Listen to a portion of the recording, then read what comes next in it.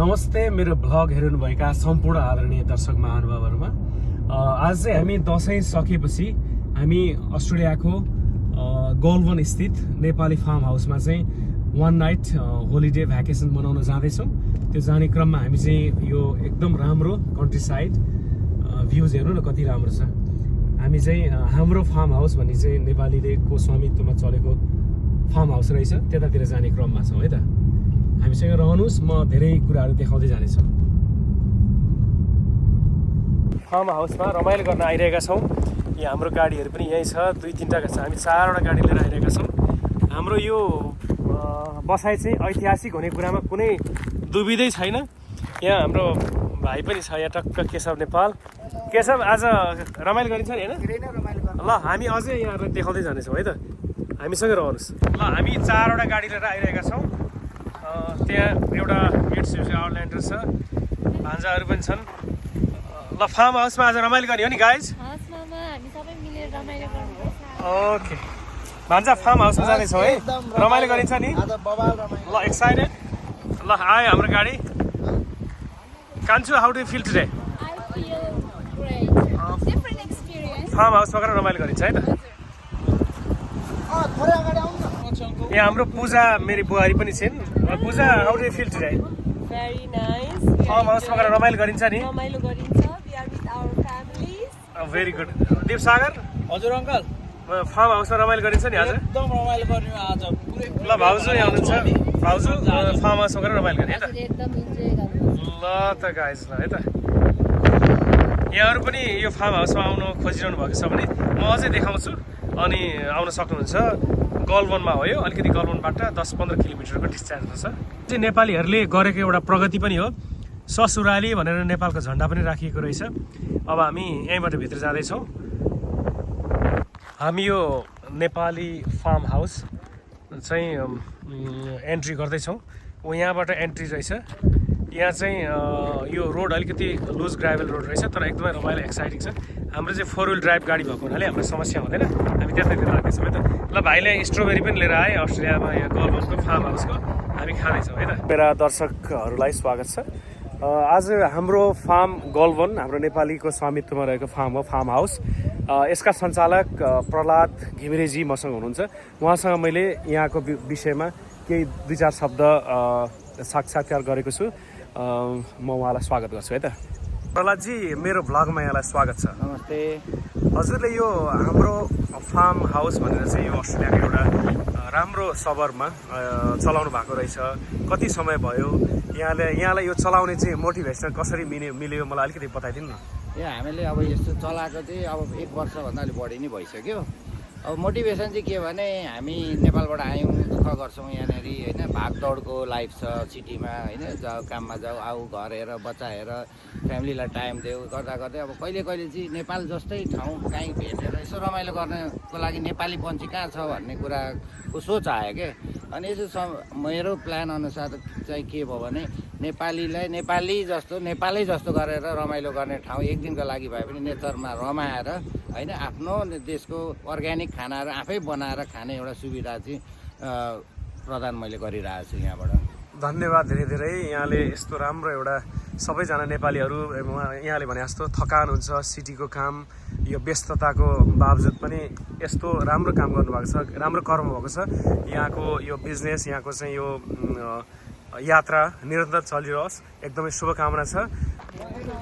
हामीलाई चाहिँ यहाँ घिमिरेजीले, यहाँको ओनर हुँदो रहेछ, उहाँले चाहिँ हामीलाई हाम्रो एकोमोडेसन, हाम्रो रुम्सहरू चाहिँ देखाउन लग्दै हुनुहुन्छ।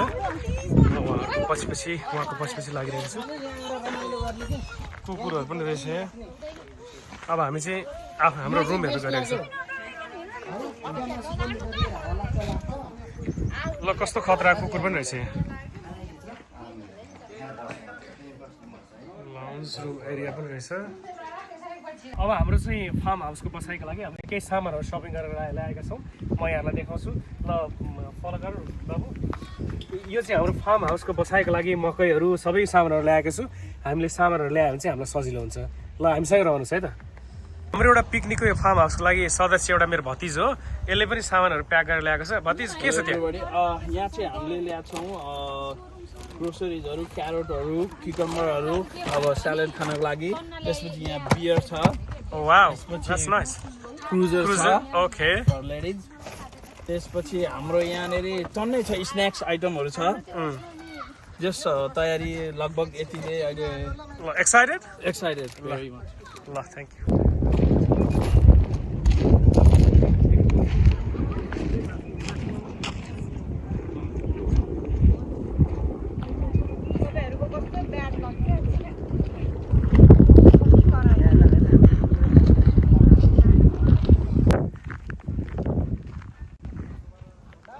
यो फार्म हाउसमा चाहिँ यो के हो यो पन्छीको नाम चाहिँ मलाई पनि थाहा भएन हजुरहरूलाई थाहा छ भने भन्नु होला है कस्तो मजाले कराउँदो पनि रहेछ यो हाम्रो फार्म हाउस गोल्बन अस्ट्रेलिया यहाँ सबैजना दाइहरू अगाडि हिँडिरहनु भएको छ म पनि हिँड्दैछु यतैतिर एकदम रमाइलो इभिनिङतिर हामी चाहिँ वक गरिरहेको छौँ एकदम रमाइलो यो सनसेटको टाइम हो यो हामी फार्म हाउसमा बस्न आएका ग्रुप चाहिँ हामी इभिनिङतिर यसो इभिनिङ वक यो फार्म हाउसमा चाहिँ इभिनिङ वक पनि गजबको रहेछ यो वक ट्रायल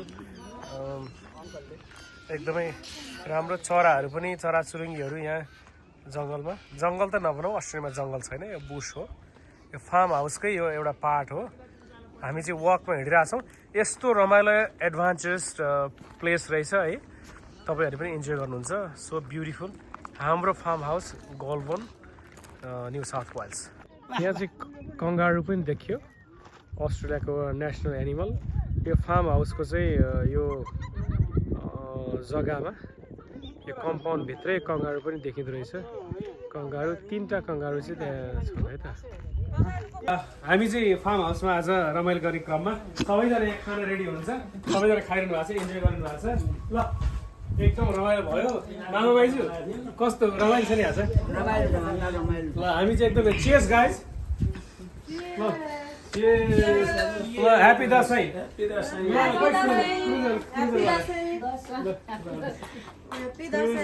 ह्याप्पी दसैँ हामीले चाहिँ यहाँ आगो बालेर एकदमै नेपाली भाइसले बसिरहेका छन् क्याम्प फायर पनि गऱ्यौँ एकदम सो गुड अनि लोकल कुखुरा काटेर लोकल कुखुरा पनि बनाइरहेछौँ हेलो नानी लोकल कुखुरा काटेर बनाइरहेछौँ यहाँ अर्ग्यानिक चुलो अर्ग्यानिक खानेकुरा चिकन मकै पनि खाइरहेछ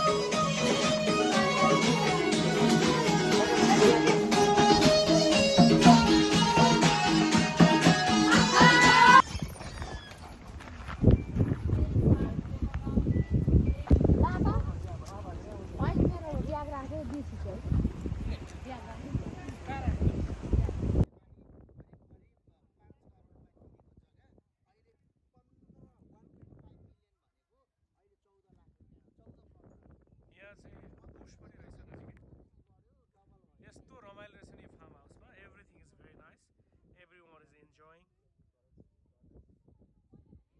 आफ्नो तालमा छ सबै मेरा ग्रुपहरू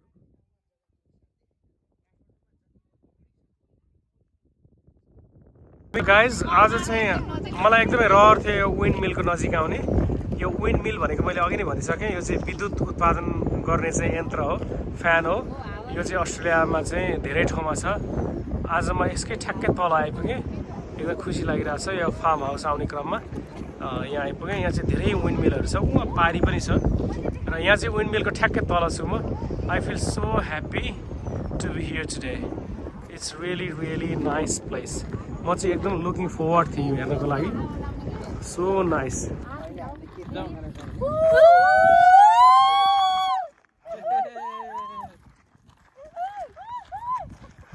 हामी चाहिँ यो फार्म हाउसमा बस्दाखेरि चाहिँ हामीले चाहिँ यसको एडभान्टेज भनेको चाहिँ सनसेट पनि हेर्न पाइने रहेछ यो अस्ट्रेलियाको सनसेट हेर्न पाइयो एकदम रमाइलो सनसेट यहाँहरूलाई पनि देखाउँदैछु।